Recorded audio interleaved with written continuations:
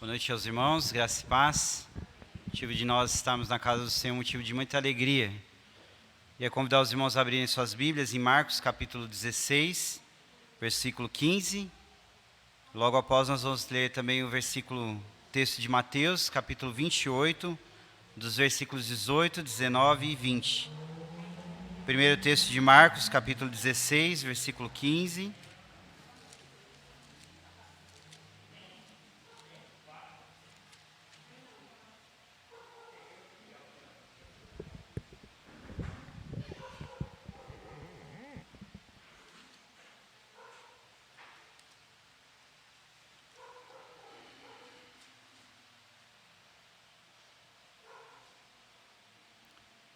Marcos 16,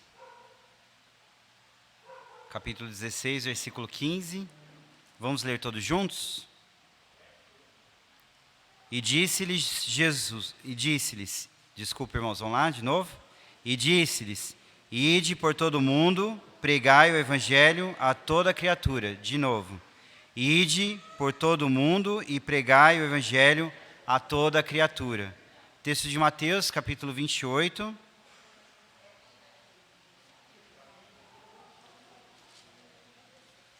Mateus capítulo 28, os versículos 18, 19 e 20.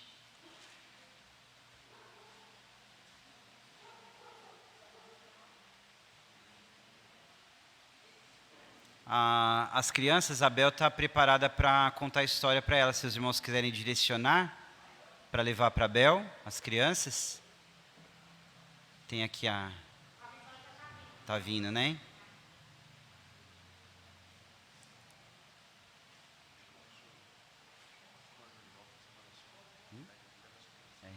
Chamar o presbítero Julival na frente, chamar as crianças à frente. Tá chegando mais criança, viu, Bel? Para você. Tem a nenezinha aqui, ó. Vem aqui para a gente orar. Tem a Aninha, a Duda também.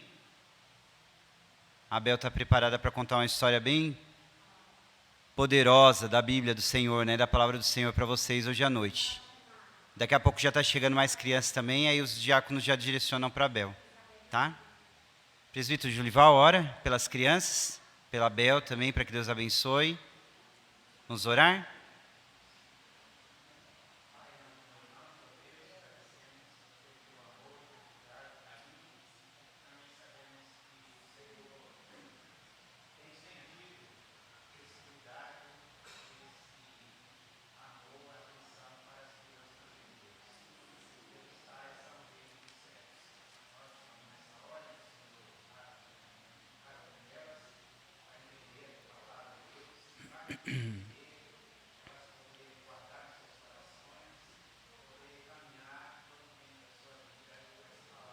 Amém, Jesus.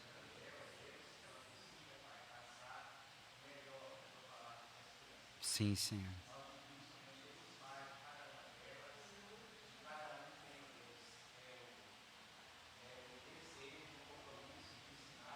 Amém, Jesus. Sim, Senhor.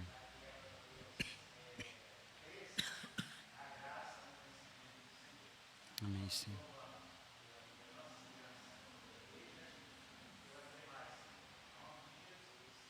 Amém. Pode acompanhar a Bel. Vamos lá agora o nosso, né? Mateus 28, Mateus capítulo 28, versículos 18, 19 e 20. Vamos lá? Vamos lá? Todos os irmãos encontraram? Amém? Vamos ler alternadamente, são 3 versículos. Eu vou ler o versículo 18, os irmãos 19, e aí eu leio o 20, tá bom? A grande comissão. Jesus, aproximando-se, lhe falou-lhes, dizendo: toda a autoridade me foi dada nos céus e na terra.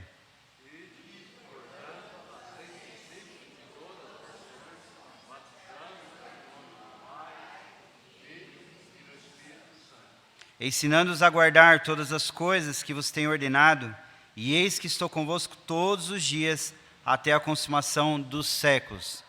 Irmãos, digam, toda autoridade. Toda autoridade. Jesus disse, né? Jesus, aproximando-se, falou-lhes, dizendo: toda a autoridade. Vamos orar mais uma vez? Senhor, nós te louvamos, te adoramos, ó Deus, pela tua palavra.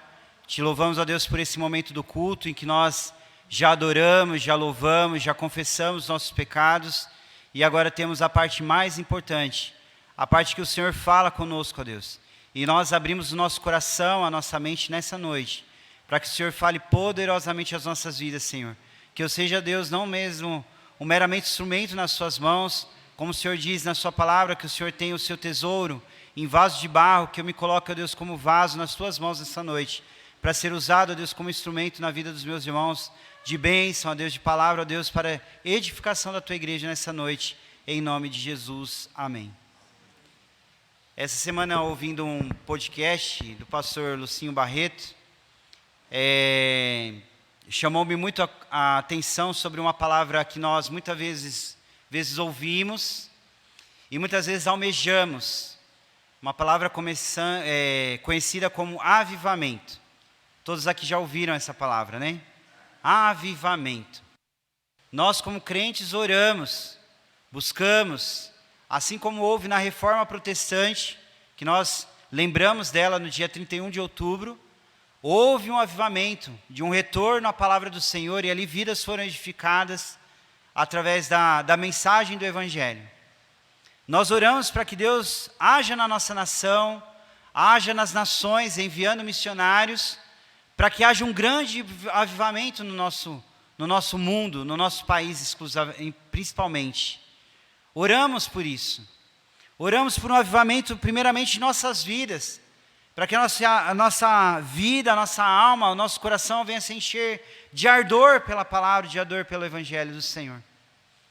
Mas muitas vezes, quando nós olhamos para a igreja evangélica da nossa nação, de um modo em geral, a palavra que mais se enquadra não seria para nós orarmos por um avivamento, mas seria para nós orarmos pedindo a Deus para que houvesse um processo de ressuscitação nas igrejas.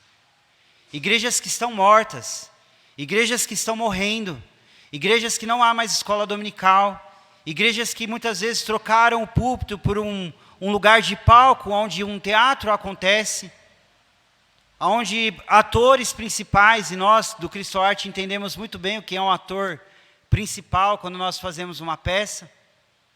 A pessoa está ali apenas representando algo para as pessoas. O processo de quando nós olhamos para as nossas igrejas, mais hoje, seria um processo de ressuscitação. A palavra avivamento, irmãos, ela quer dizer trazer de novo o restaurar do fôlego de vida, mas a pessoa ainda não morreu. Ela está viva, mas há uma chance de ressuscitação, de avivar. Mas o processo da ressuscitação, já o processo de quando a pessoa está morta, é o processo que somente Deus pode fazer por ela. E nós, na história da igreja, na história do Evangelho, encontrando várias vezes Jesus passando por alguns lugares, principalmente no texto de Lucas, capítulo 8, onde Jesus é convidado a ir à casa de Jairo para ressuscitar a sua filha. Ela já estava morta, mas Jairo confiava que somente Jesus poderia ressuscitá-la.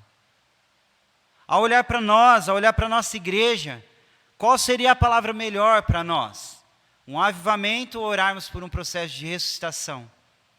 Se eu convidasse você hoje, por um minuto, fechar os seus olhos, nós vamos levar um minuto para isso, mas por um minuto, fechar os seus olhos e lembrar aonde foi o seu primeiro contato com o Evangelho, aonde foi o start da sua chama por amor a Cristo, aonde foi o seu primeiro amor, aonde seu coração se acendeu pelo Evangelho, a você voltar àquele momento, como você era quando você foi chamado para servir ao Senhor Jesus. A chama do primeiro amor em que você queria sair correndo pelos 4 cantos do país para evangelizar, para ganhar almas, para dizer aos seus amigos: olha, eu sou crente agora, eu ouvi falar de Jesus, Ele mudou a minha vida, Ele transformou a minha vida. Nós precisamos, irmãos, voltar a isso. Talvez, irmãos, nós olhamos para os nossos seminários hoje, e eu particularmente, como estudei no IBEL, ainda continuo tendo muito contato com as pessoas que estudam lá, os diretores, né, principalmente o diretor Roberto Brasileiro, e algumas outras pessoas que estão lá. E, infelizmente, nos nossos seminários, nos nossos institutos bíblicos, como poucas pessoas têm se levantado para servir ao Senhor Jesus. Poucos homens e mulheres de Deus têm se levantado para viver uma vida de renegação ao seu eu, para viver ao Evangelho. Talvez, irmãos, porque nós podemos perguntar porque há um período de pós-pandemia, de esfriamento espiritual nas nossas igrejas. Podemos perguntar porque há um período pós-pandemia, onde há um esfriamento pessoal das nossas vidas em relação ao Evangelho. Talvez pós-pandemia podemos perguntar porque há um esfriamento espiritual nas nossas próprias vidas, no nosso próprio chamado ao ministério. É muito bonito pregarmos e falarmos sobre missões, é muito bonito falarmos sobre avivamento, mas o comprometimento com isso, muitas vezes é grande demais a responsabilidade para nós. E aí quando nós lemos o primeiro texto e diz, ide por todo o mundo, pregai o evangelho a toda a criatura. E o segundo texto de ide, fazei discípulos, batizando-os em nome do Pai, do Filho e do Espírito Santo, ensinando-os a guardar todas as coisas que vos tenho ordenado. A primeira coisa que nós precisamos pensar, irmãos, que nós precisamos resgatar a chama de onde nós somos, de quando nós somos discipulados. Quem foi a pessoa, quem foi o instrumento que Deus usou para que você conhecesse o Evangelho? Hoje, Deus quer usar a sua vida para trazer outras vidas para o Evangelho. Mas a primeira coisa que nós precisamos pensar nessa noite é de como nós somos discípulos de Jesus, como esse processo aconteceu nas nossas vidas, resgatar a memória, trazer a memória de como isso aconteceu, para que essa chama arda de novo em nós, para trazer outras vidas para o Evangelho.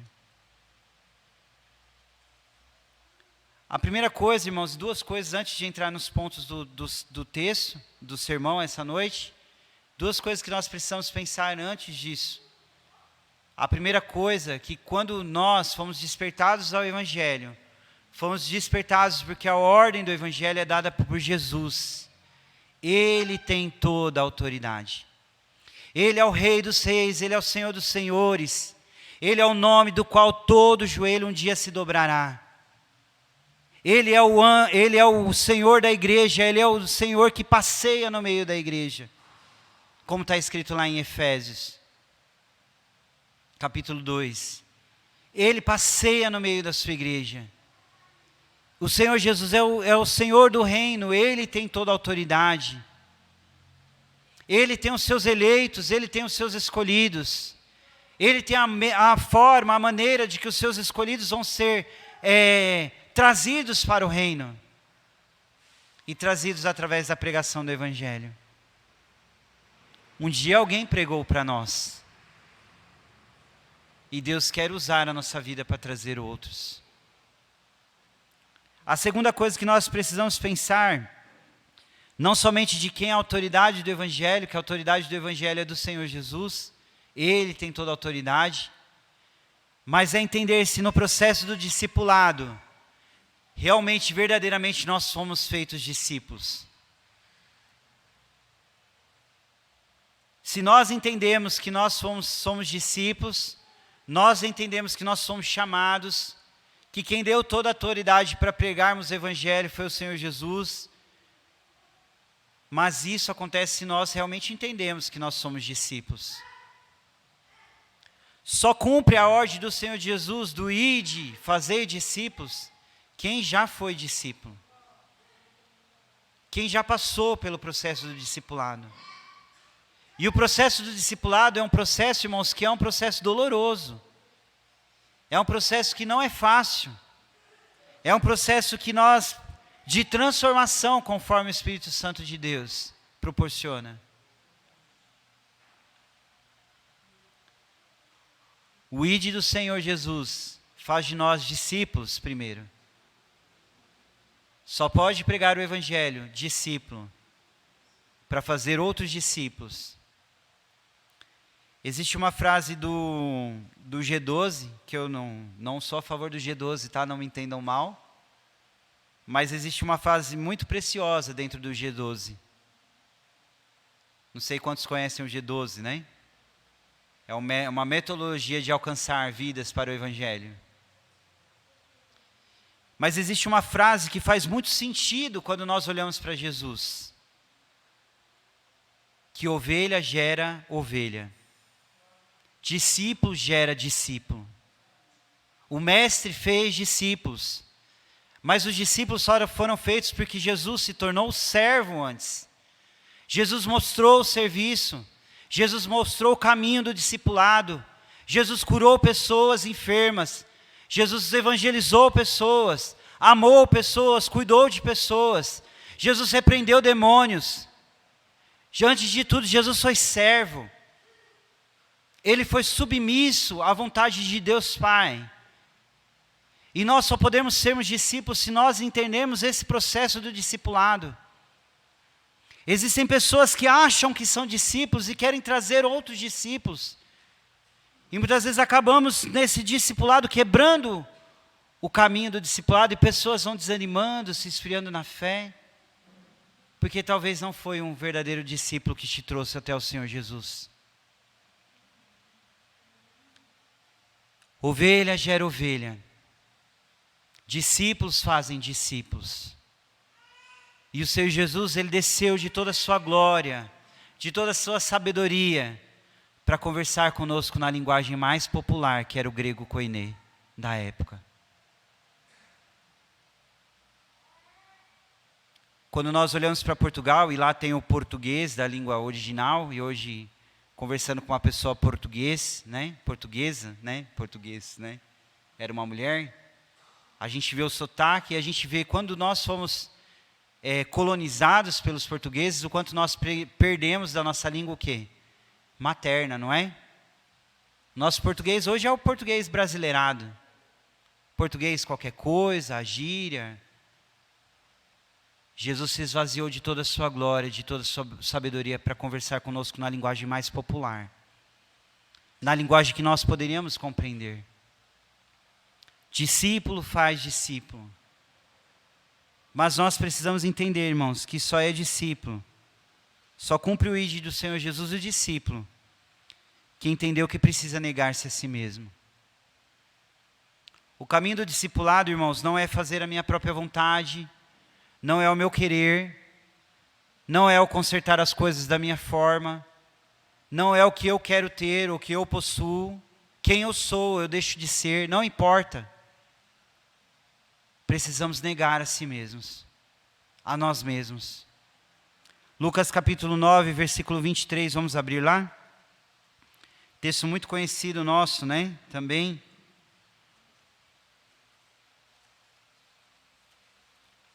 Tanto o texto do ID, que nós lemos de Marcos, capítulo 16, 15, de Mateus, ele se encontra em Lucas também, se encontra em todos os evangelhos sinóticos. E o texto do capítulo 9 também, Lucas capítulo 9, versículo 23.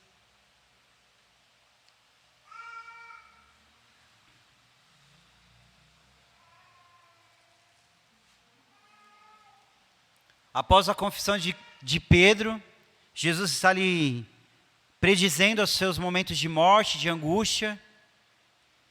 E aí Jesus pergunta a Pedro, né? Mas vós, perguntou ele, quem disse que eu sou? Pedro disse, és o Cristo, o Filho de Deus. E aí Jesus completa lá no versículo 23, vocês creem que eu sou o Filho de Deus? Então precisam fazer algo. Qual é o algo? Dizia a todos, se alguém quer vir após mim, a si mesmo se negue, dia após dia, tome a sua cruz e siga-me. Nós podemos reconhecer, aliás, as pessoas mundanas, os ímpios, sabem e conhecem quem é Jesus. Jesus para eles pode ser um grande mestre, para nós já foi um dia, um grande professor, um grande orientador, um grande teólogo.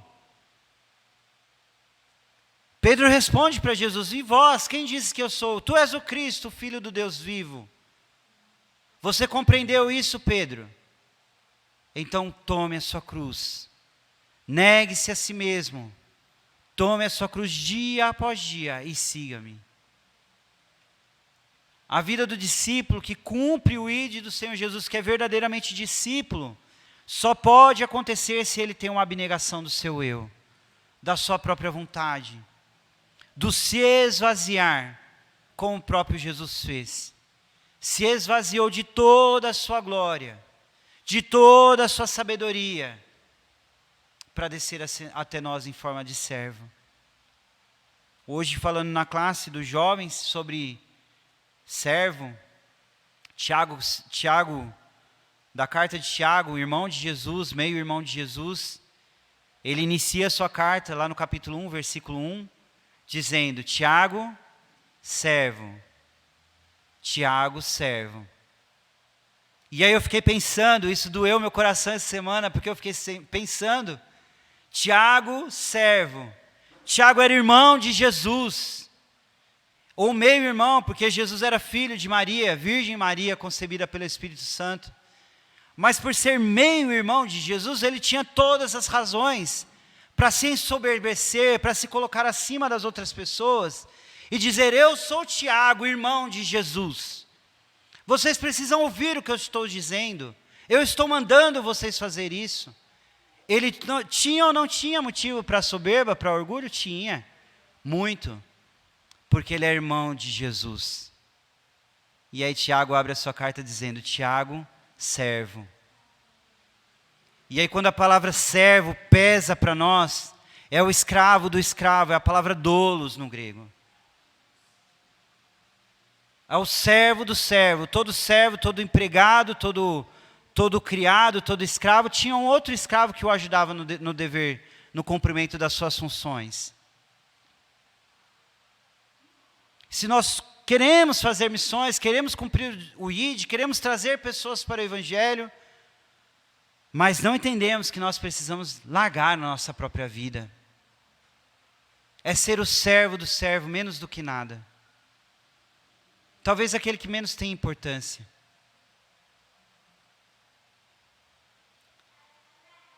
Estava pensando essa semana também sobre o termo levita, né? Jason é líder da equipe de louvor, né? Os levitas vão cantar agora na igreja. E aí se esquece que os levitas não eram encarregados. Quando eles tinham tempo, eles louvavam o Senhor. Porque eles eram as pessoas determinadas por Deus. Leia lá depois em Levítico, quem não leu ainda, né? Eles eram as pessoas encarregadas dos cuidados do templo. Aliás, do templo não, do tabernáculo, né? Depois que o templo foi erguido. Mas eles eram as pessoas responsáveis por lustrar o candelabro, de lavar as bacias dos sacrifícios, de limpar os excrementos dos animais do altar. Este era o serviço dos levitas.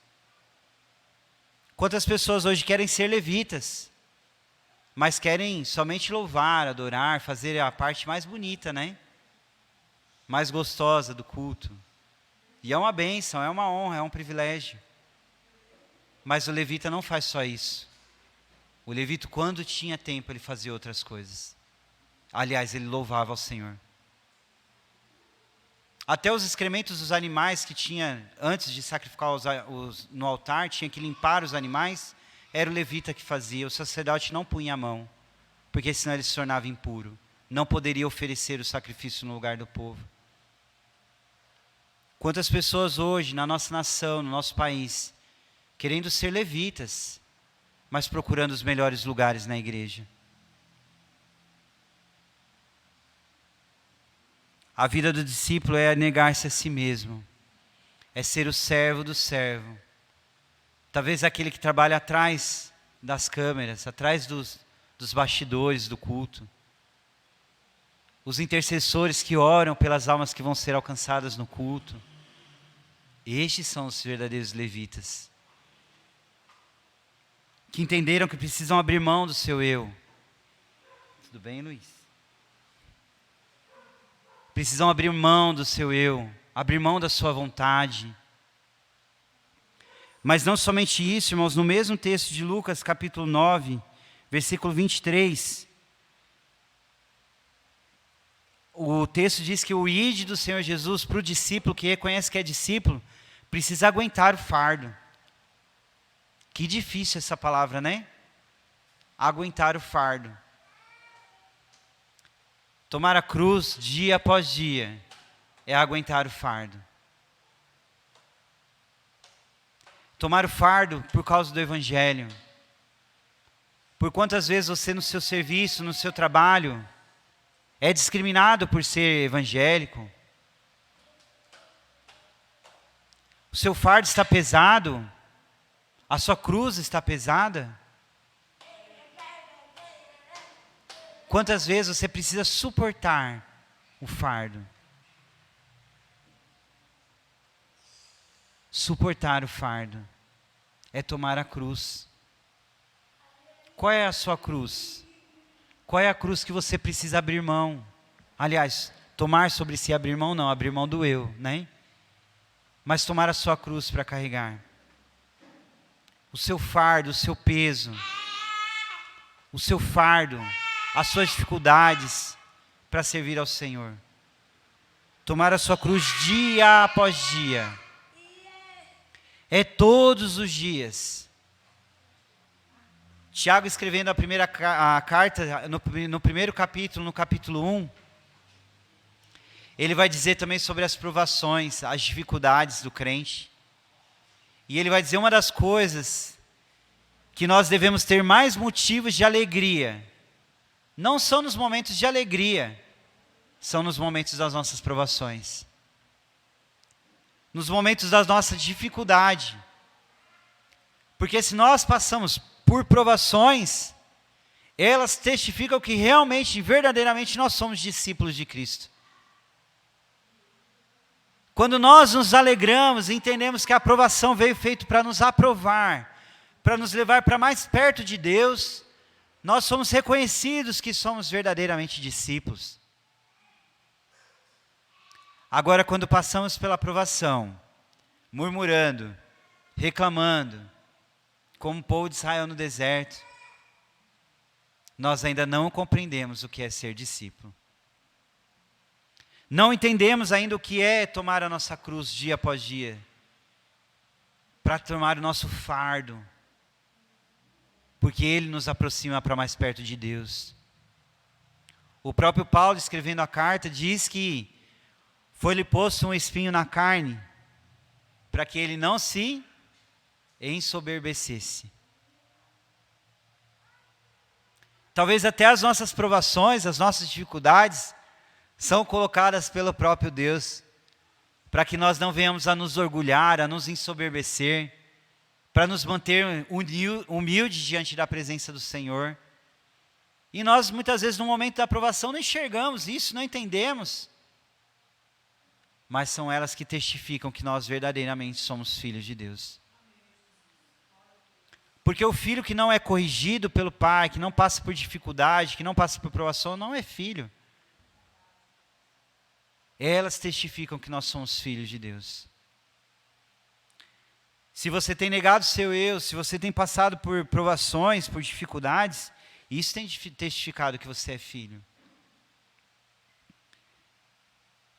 E é entendendo que nós somos discípulos, cumprimos o ID do Senhor Jesus, né, para entendermos que nós somos discípulos, nós precisamos seguir a Jesus. 3 coisas nesse texto que são fundamentais, e vocês com certeza já ouviram várias pregações sobre isso. Negar-se a si mesmo, tomar a sua cruz e seguir a Jesus. E felizmente, irmãos, quantas pessoas...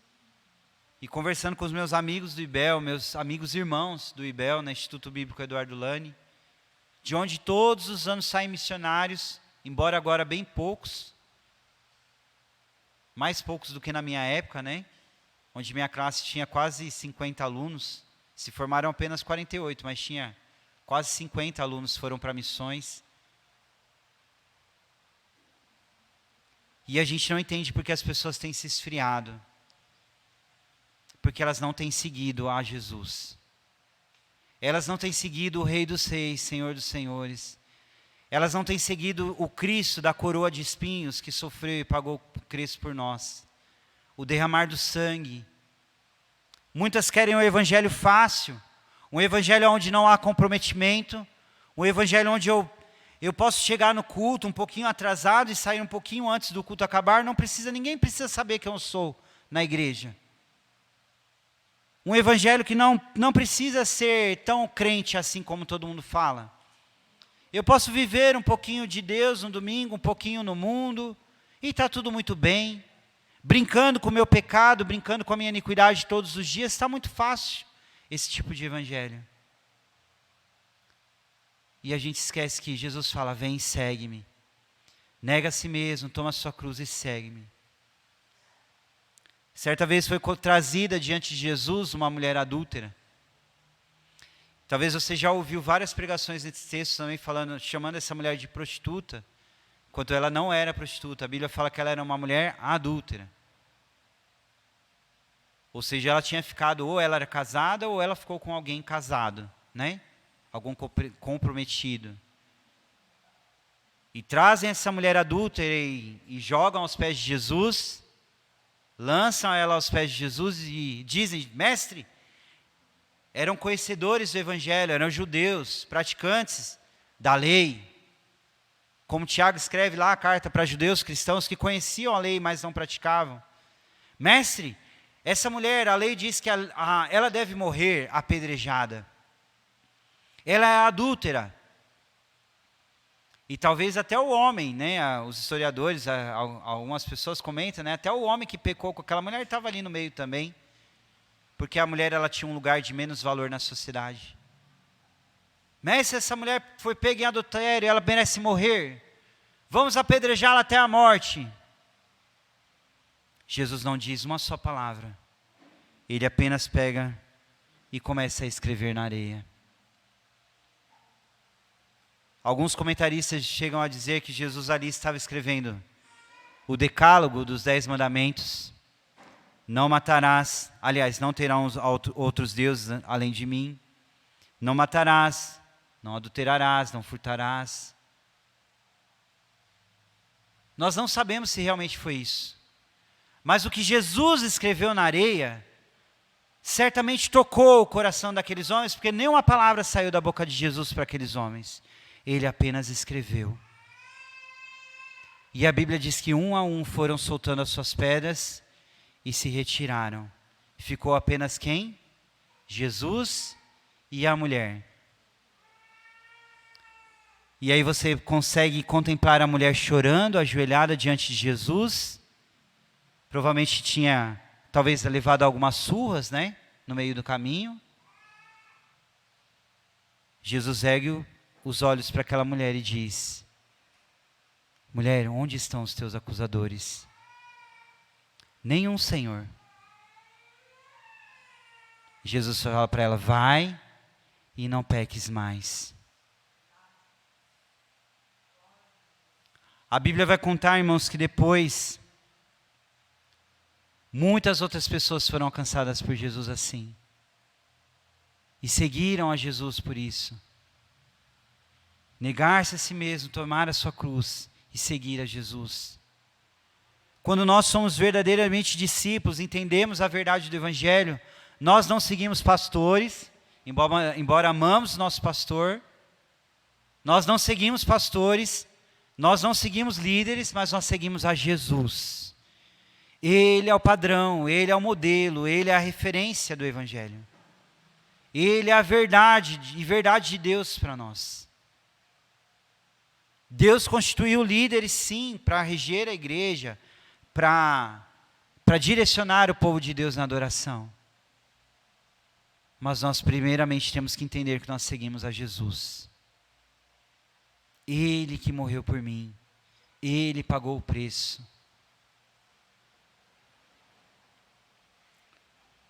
Não somente isso, mas verdadeiramente discípulo não somente nega a si mesmo, toma a sua cruz, não reclama do fardo e segue a Jesus, mas ele gasta tempo em oração.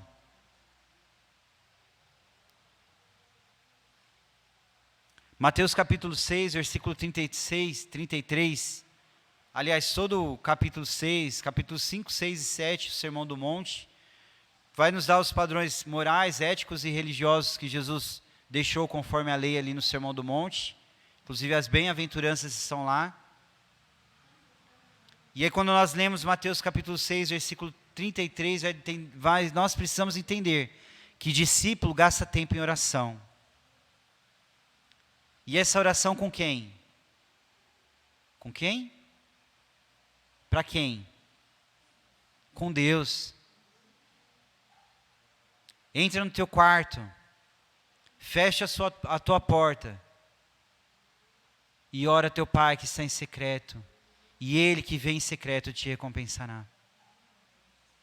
Nós não gastamos tempo, quando nós entendemos que nós somos discípulos, nós não gastamos tempo, não perdemos tempo falando da nossa vida para os outros. Nós gastamos tempo falando da nossa vida para Deus. Hoje a gente estava conversando algumas coisas na escola dominical, a Vitória está aí, acho que o Gui está aí também, não me deixa mentir. E uma das coisas que a gente falou sobre fofoca. A gente não perde tempo com isso. Quem entende que é verdadeiramente discípulo tem que gastar tempo com oração, contando os seus problemas para Deus. Quantas vezes nós abrimos nosso coração para pessoas que nem crentes são? Pessoas que não vão resolver nada o nosso problema. Pessoas que não têm nada a acrescentar para nós. E o próprio Deus está ali todos os dias disponível para nós. 24 horas por dia. Talvez esperando ganhar um bom dia, uma boa tarde, uma boa noite. E nem isso a gente fala com Deus. Não gastamos tempo em oração. O verdadeiro discípulo entende, irmãos, que gastar tempo em oração é um privilégio, é um presente poder ter um momento a sós com Deus. Todos os acampamentos que a gente faz, né? A gente tem um momento do nosso a sós com Deus, né? O Josão sabe aí, a gente acorda o pessoal mais cedo, põe eles para... Cada um pega a sua Bíblia e vai, né? Vai para o seu cantinho de oração lá. Que gostoso se nós fizéssemos isso todo dia.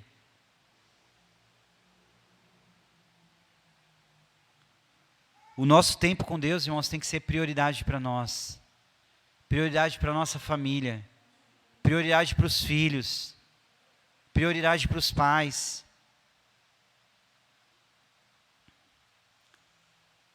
Me enganei quando eu disse que talvez poucas homens e mulheres de Deus têm se levantado pelo chamado de missões. Mas é um relato e é um fato de quando a gente vê que o nosso país tem crescido no número de evangélicos, mas isso não tem feito uma diferença na nossa nação. Quando nós olhamos para a nossa nação, ela está doente, está ferida, está machucada, está problemática. Talvez se nós fôssemos um grande número de evangélicos, discípulos, verdadeiramente discípulos de Jesus, talvez a nossa nação, talvez não, certeza, a nossa nação não estaria assim. E é muito fácil olhar para os nossos governantes e culpá-los, né? Quando a nossa responsabilidade é de sermos discípulos e de fazer a diferença onde nós somos plantados. Verdadeiro discípulo, irmãos, o que entende do ID do Senhor Jesus, ele não somente gasta tempo com oração, mas ele também gasta tempo com a palavra de Deus. E aí eu quero pegar os jovens, né? Quanto tempo da sua vida você gasta mais adquirindo conhecimento das coisas do mundo do que das coisas de Deus? Quanto tempo do dia você passa ouvindo louvor e ouvindo música secular? Quanto tempo do seu dia na sua escola você gasta falando de Deus para as pessoas ou procurando um pouquinho ouvir mais de Deus? Para nós, adultos, que não estudamos mais, que não temos esse tipo de compromisso, mas com o nosso trabalho, com a nossa família, quanto tempo nós temos gastado com Deus, da palavra? Hoje nós temos vários recursos. Nós temos a Bíblia no celular, a Bíblia na versão X, Y, Z, Bíblia da mulher, Bíblia do homem, Bíblia do jovem, Bíblia da criança. Bíblia do celular, várias versões. Devocionais fáceis, né? Tem um aí que eu e a Nai usa, né? Acho que a gente usa o mesmo, né? No celular ali ouve uma mensagem do dia, tem uma reflexão, tem até uma musiquinha para você ouvir depois. Bonita, né? Mas quanto muitas vezes é mais prazeroso ouvir a música mundana do que se mover com as coisas de Deus. Se envolver com as coisas de Deus.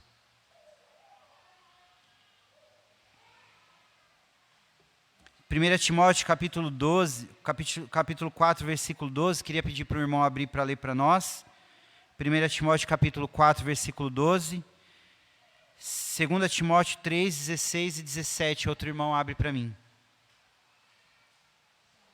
Timóteo era jovem, era ou não era? Jovem. Foi colocado por, alguns falam que Timóteo era pastor, não era. Ele era um jovem que foi colocado na igreja para orientar a igreja, para olhar a igreja ali como estava, né? Mas para cuidar da igreja ali provisoriamente.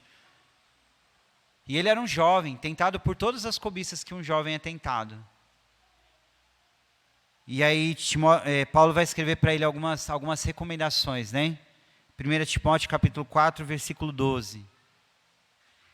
Pode ler quem achou.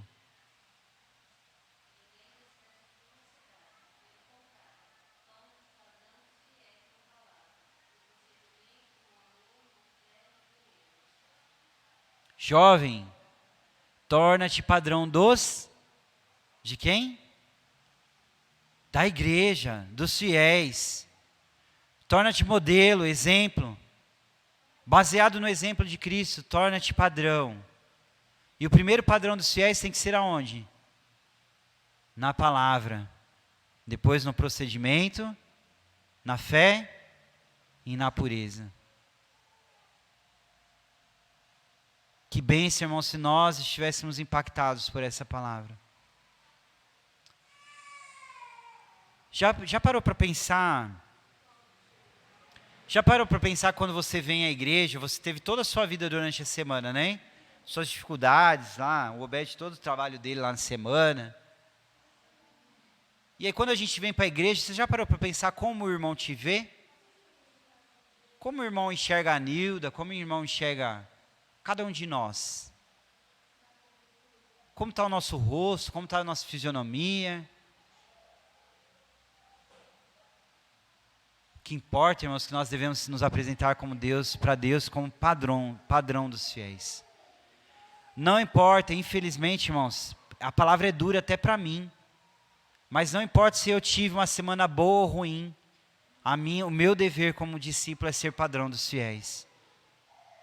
Essa é a minha responsabilidade, de ser referência, de ser modelo. E olha a responsabilidade, né? De anos e anos e anos ser líder de jovens. Ser padrão, ser referência, ser modelo. Falar para eles, olha, faça o que eu faço. Faça o que eu falo e faça o que eu faço também. Não faça o que eu falo, mas não faz o que eu faço, né? Tem que ser de exemplo, tem que ser de modelo. Padrão dos fiéis.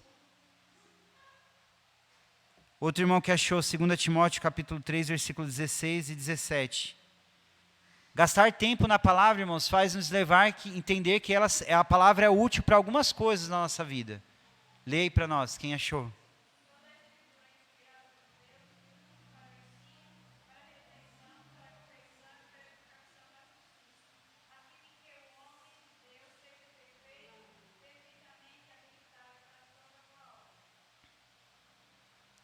Falando na aula hoje sobre perfeição, né, sobre Tiago, a gente conhece os judeus, né? Principalmente os fariseus, cheios do ego, né? Prepotentes, orgulhosos, soberbos.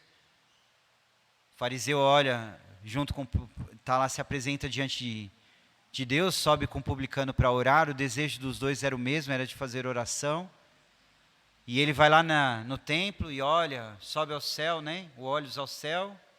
Nem olha para o publicano e fala, Senhor Altíssimo e Soberano Deus, Obrigado, Senhor, porque eu não sou como este. Enquanto o publicano batia no peito e falava, ai de mim, porque eu sou pecador. O discípulo que entende que é discípulo, ele entende que tem que gastar tempo na palavra porque ela é útil para corrigir algumas coisas na sua vida. Qual que é a primeira utilidade da palavra? Lê de novo aí, Nilda. Ela é útil para quem? Toda a escritura é inspirada por Deus, para o ensino, para correção, para edificação na justiça. Para que depois disso, depois que você olha para dentro de si mesmo, na correção, no ensino, você aprendeu a lição, você se corrigiu, agora você pode falar, eu estou sendo perfeito para toda boa obra. Existe um ditado que fala, enquanto a gente aponta um dedo para uma pessoa, se não tiver faltando um na mão, né? Tem 3, 4, né? Apontando para nós mesmos, né? É isso que a Bíblia faz comigo e com você. A Bíblia é o espelho da nossa alma. O espelho do nosso coração. Está sem direção? Procura na palavra. Está em pecado? Se orienta na palavra, se corrige na palavra. Está precisando de sabedoria? Vai na palavra. A Bíblia deveria ser o respirar de todo cristão. Falei para os jovens hoje, nós temos muitas Bíblias, eu tenho um monte lá em casa, né? Muitas Bíblias. Mas ela não tem poder nenhum se ela ficar lá na estante fechadinha. Ela não é um amuleto que vai falar assim, nossa, eu tenho uma Bíblia agora, olha que bênção, olha, eu ganhei uma Bíblia. Até pouco tempo atrás ainda tinha a minha Bíblia da minha primeira conversão, a Bíblia do meu batismo, já foi há muitos anos embora. Porque toda criança quando é batizada na igreja ganha uma Bíblia, né? E eu ganhei uma Bíblia no meu batismo, não sei nem onde ela está, acho que virou pó, né? Mas eu tinha até pouco tempo atrás a Bíblia na minha pública e profissão de fé que eu ganhei do meu pastor. Cheias de anotações. E era a Bíblia mais gostosa de usar. Só que aí aconteceu um problema que ela foi abrindo tudo. Foi saindo as folhas, a gente abria. Mas a gente às vezes olha para alguns crentes, a Bíblia está novinha, né? Novinha. Não estou condenando ninguém aí que está com a Bíblia nova, né? Novinha. Cheirando folha nova ainda, né? Gastar tempo com a Bíblia. Palavra de Deus. Pedir sabedoria para Deus, direção é tudo na palavra.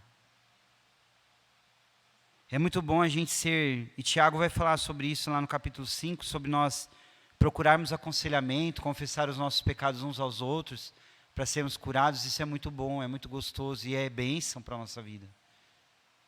Mas a primeira bênção é quando nós nos aconselhamos primeiramente com o Senhor. Porque quando nós estamos no leito do nosso travesseiro, chorando muitas vezes a lágrima que ninguém vê, é Ele que se faz presente do nosso lado. Quando a gente pensa em desistir, e a gente de repente dá aquele pulo, fala, pera, não, opa, é Ele que segura na nossa mão. Existia até um hino antigo que a gente cantava segura nas mãos de Deus, e eu falava assim, mas está esquisito essa música, né? Porque é Ele que segura nas nossas mãos. No momento que a gente está indo para longe, Jesus vem e traz de volta. Fala, você é meu, você foi comprado por preço de sangue. Das minhas mãos ninguém pode te arrancar. Você é filho. Precisamos entender isso.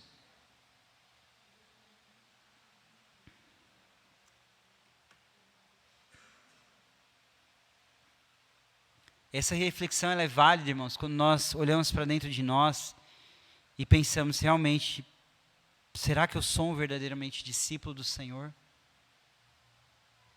A gente está aí caminhando para a semana que vem o nosso encontro do Cristo Arte, onde a gente vai falar sobre missões. Aliás, não vou falar nada, né? Nem o Jason, é a primeira vez que o Jason não vai falar nada. A gente vai só ouvir. Pessoas falando sobre missões. E aí eu fiquei pensando essa semana, falando, Até comentei com o Jason ontem que eu ia pregar em outro texto, e ia falar, por que não pregar naquilo que Deus tem me martelado a semana inteira? Naquilo que eu fui chamado para fazer missões, para realmente cumprir o meu ministério de evangelista.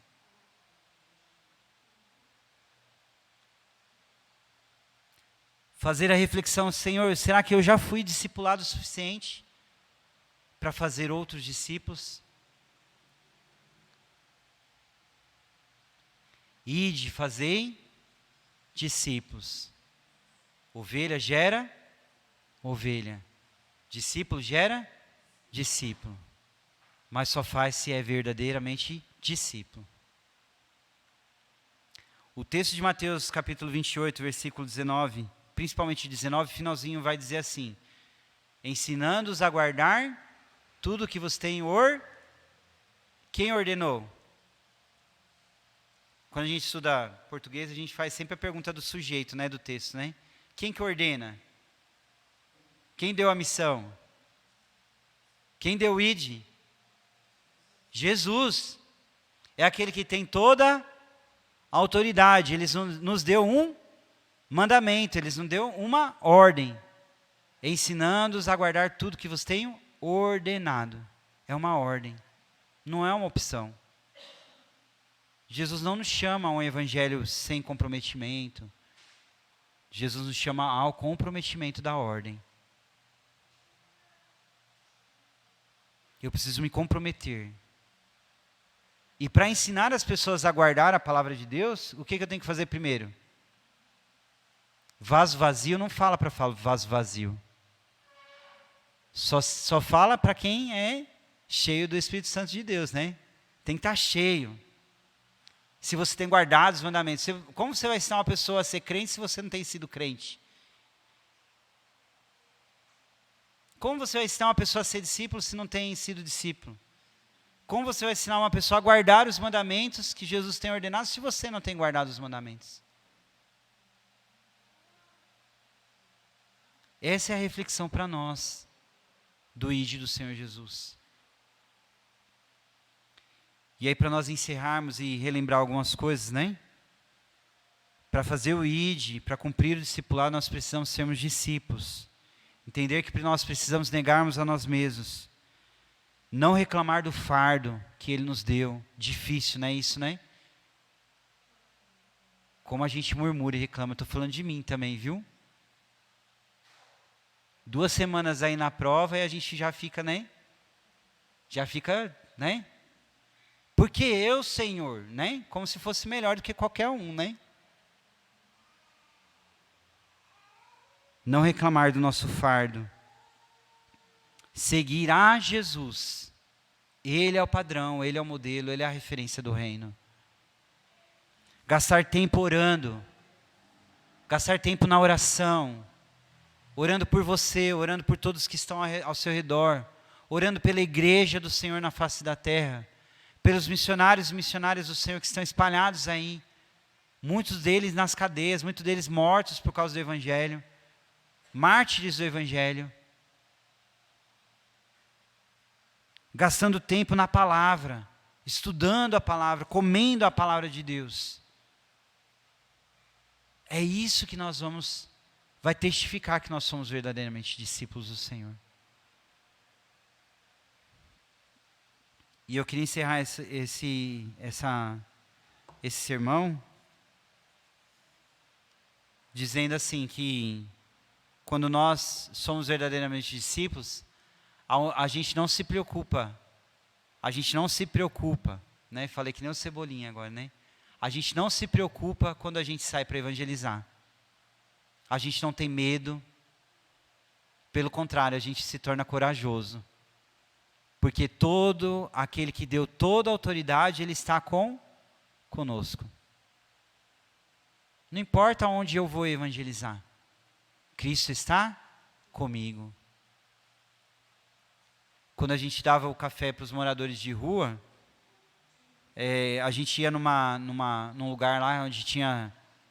Não era nem uma comunidade, eram umas casinhas assim que as pessoas faziam só para usar droga durante a noite. E eu falei para o Sandro, às vezes a gente sente até medo de entrar lá dentro, né? E é o Sandro grandão, né? Ó o café, ó o café. E o respeito que eles tinham por nós. Até a admiração que tinham por nós. Mas não é por nós. É porque Jesus está atrás conosco. Aquele que deu toda a autoridade. E eis que estou convosco todos os dias, até a consumação dos séculos. E de fazer discípulos, não é na nossa força, irmãos. Não é no nosso braço. Mas é naquele que deu toda a autoridade. Nos céus e na terra. Ele tem toda a autoridade. O meu desejo é que hoje, aqui na igreja, se levante homens e mulheres de Deus, como eu também, com compromisso diante de Deus, para primeiramente assumir o nosso papel de discípulo, de viver essa vida de abnegação do nosso eu, vencendo os nossos pecados todos os dias, as nossas iniquidades, aquele pecado que todo dia a gente precisa dar uma visitada, né, fazer um carinho, na mentira, né, hoje a gente estava falando da mentira, da fofoca, de outros pecados também, porque para Deus não tem pecadinho e pecadão, é tudo igual, todo mundo pecador. Viver uma vida de oração e uma vida de prática da palavra de Deus. Que Deus assim nos abençoe em nome de Jesus. Amém?